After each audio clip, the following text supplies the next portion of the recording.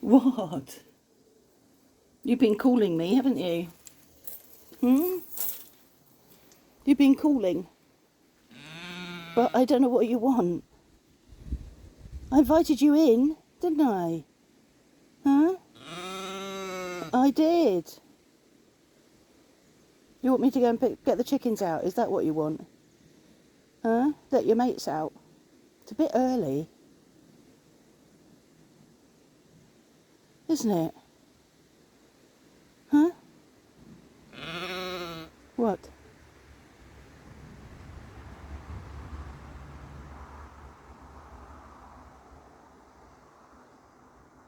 You've had a scritch, haven't you?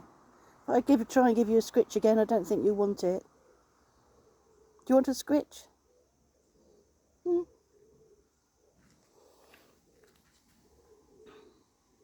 Do you want another scritch or not? No, of course you don't. What do you want? Hmm? You want to nibble at God knows what on this barren ground? Huh?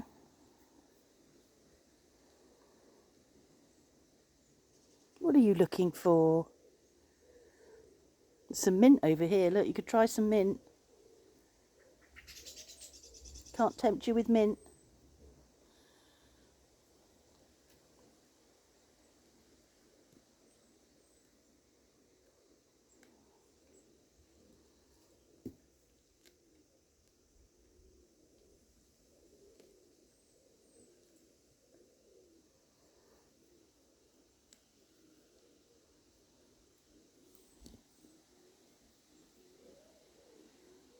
You've got a stormy day forecast today.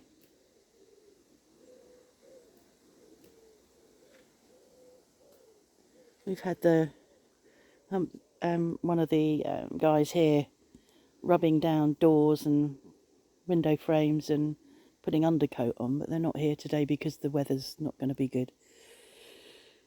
But we've had all the doors downstairs prepped, undercoated, ready, and I think that the plan is that they'll start next week, but they're only here for 4 days because then it's holidays. So I think the front of the house might get painted next week with the proper colour, which is fine. There's no rush. I mean, the front is the more important in terms of weather and how degraded it is at the front by the sun and it gets all the weather at the front, sun, rain, which damages the wood. It really needs doing. Those window frames, the windows and doors have been there about 12 years, which was, I can't believe that. Well, it might not be 12 years, it might be nearly 10. I think it's nearly 10 years that we had all of those replaced. And yeah, they've not been touched in terms of painting or protecting since then, so they've done quite well, but they've needed doing. We oiled Mr. Cockerell last night, so we've worked through the girls gradually. We've done 2 a night, and we did him last night. Now the girls, when I do them, I'm going to go down and let them out whilst I'm out here. When we picked these girls up, we did two black girls. Then, first of all, then we did the gold girls the following night, and then we did this guy last night. And these girls all make a fuss when I try to pick them up. They know I'm coming. They're sitting with their backs to me on the roost, and you can hear them getting ready as soon as I touch them. There's wings flapping, and he was just so quiet. And he was facing me. He saw me coming for him, and I picked him up. Quite heavy for me to hold for any length of time. Picked him up, held him, gave him a cuddle, tucked his hot head, under my chin, and Mark painted his legs with oil. So they've all been done, and we will do the black girls again tonight, because you're supposed to do it 3 times, and I'm not sure. I want to make sure at least the girl that definitely had scaly leg mite is done 3 times, and I just think sort of prophylactically it's a good idea to do all of them, and we'll do another set of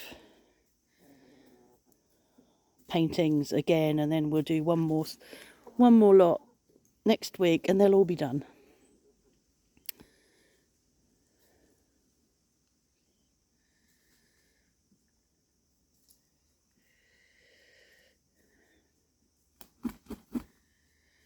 You okay after your cuddle? Did you like your cuddle? He was just quiet, just breathing a bit heavily, being held by me, but silent, just silently putting up with having his legs painted. And there's a lot of leg there to paint with oil.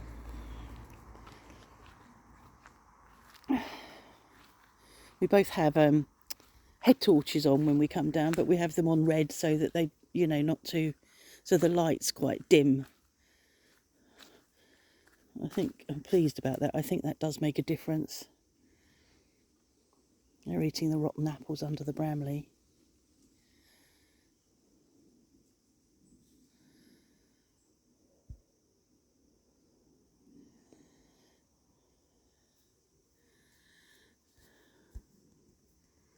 I thought it would be nice for you to hear Ida.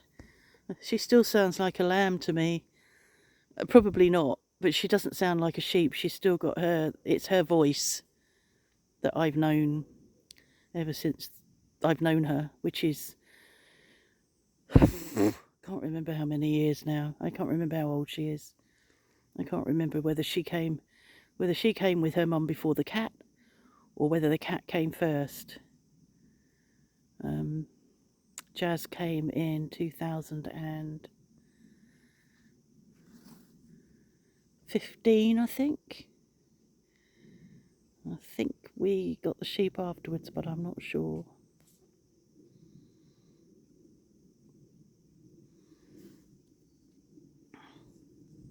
Try not to swing you round. I swung you round the other day when I was out the front with on Zoom, which couldn't have been very comfortable. Well, I know it's not comfortable. When I watch it back, I think, oh God. There's some chestnuts forming on this tree now. They'll be prolific this year. Everything is making up for last year when we didn't have. Everything got held back or knocked back by frost, I think late frost or something. So everything, like the trees, the apples on the trees, the kiwi fruit on the kiwi, and chestnuts, I suspect, will be prolific. These aren't the best of chestnut trees anyway. The chestnuts aren't that brilliant. The best chestnut tree was that one where Ida is. And the walnut, that walnut will be prolific as well.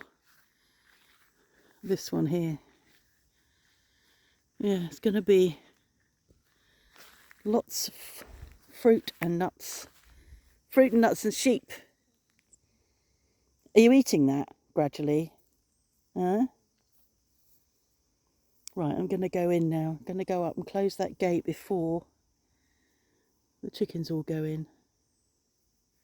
Been looking at log splitters. You can get freestanding log splitters for under €400. I think that's probably what we're going to buy once autumn, once these logs have had a bit longer to dry out. Oh, I need to fill that up, although if I leave it, it will fill up with rainwater. Yeah, log splitters will probably be a good plan. That's it. We can't come through here now. Not until